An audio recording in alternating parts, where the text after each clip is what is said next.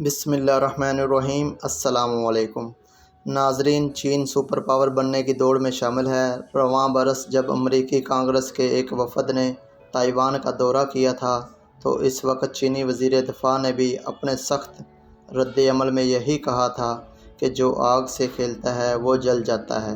اہم فرق صرف اتنا ہے کہ اب کے بار چینی صدر نے جو بائیڈن سے براہ راست ویڈیو کال میں کہی۔ ناظرین، امریکہ کے صدر جو بائیڈن اور ان کے چینی ہم منصب شی جن پنگ کے درمیان جمعرات کو فون پر گفتگو ایسے موقع پر ہوئی جب دونوں ممالک کے درمیان امریکی ایوان نمائندگان کی اسپیکر نینسی پیلوسی کے تائیوان کے مجوزہ دورے کو لے کر تنازع کھڑا ہو گیا ہے۔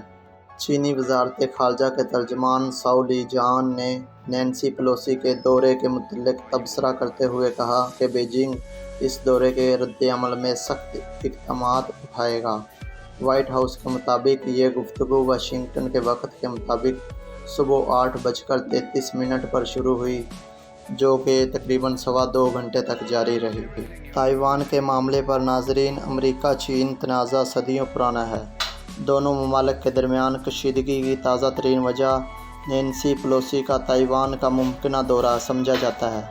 تائیوان وہ جزیرہ ہے جو خود مختار ہے اور جمہوری طرز حکومت رکھتا ہے اور امریکہ سے غیر رسمی طور پر دفاعی مدد بھی حاصل کرتا ہے، لیکن چین تائیوان کو اپنے علاقے کا حصہ سمجھتا ہے۔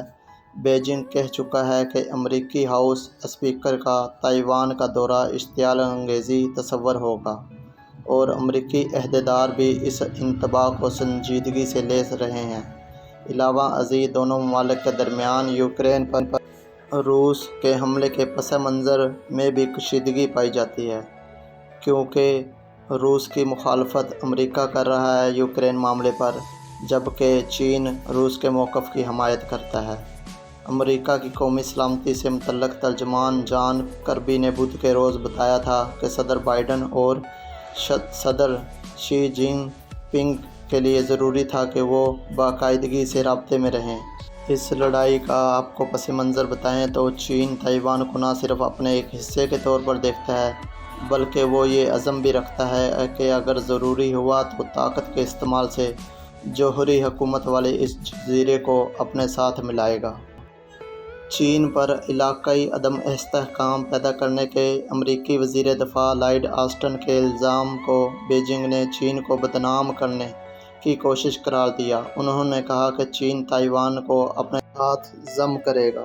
ناظرین، خیال رہے کہ صدر جو بائیڈن دنیا کی ابھرتی ہوئی معیشت چین کے ساتھ کام کرنے کی نئی راہیں تلاش کر رہے ہیں اور ساتھ ہی ساتھ وہ ایسی حکمت عملی ترتیب دے رہے ہیں جس سے چین کے دنیا بھر میں بڑھتے ہوئے اثر و رسوخ کو محدود کیا جا سکے۔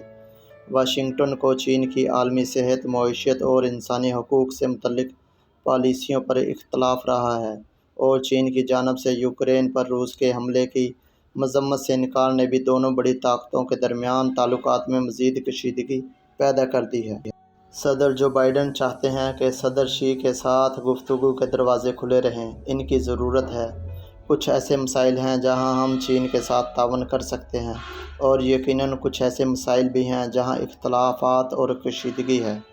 صدر جو بائیڈن نے اپنے چینی ہم منصب کے ساتھ اس سے قبل روس کے یوکرین پر حملے کے فوراً بعد گفتگو بھی کی تھی۔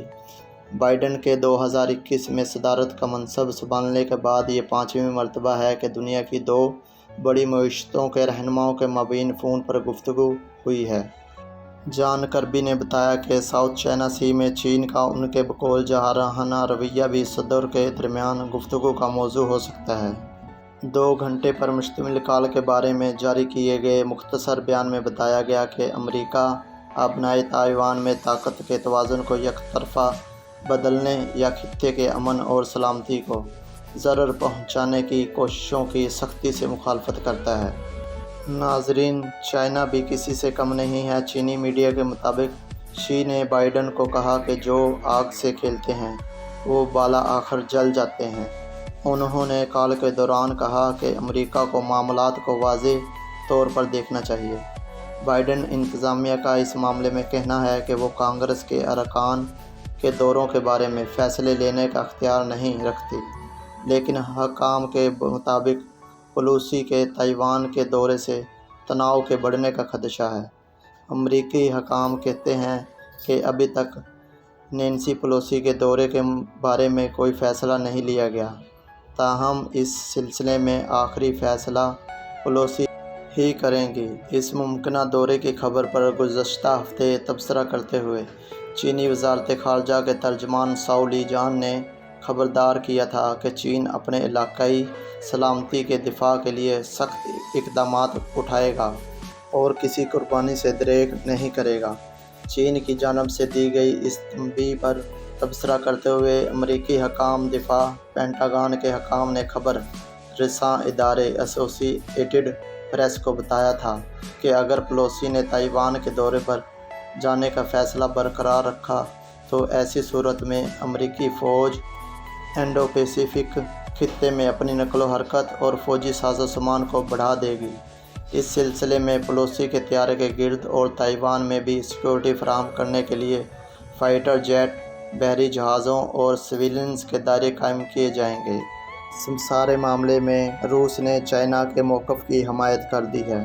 امریکہ وسطی ایشیا ممالک خاص کر پاکستان میں فضائی اڈے چاہتا ہے تاکہ وسطی ایشیا کے ممالک میں اپنی دھاک بٹھائے رکھے۔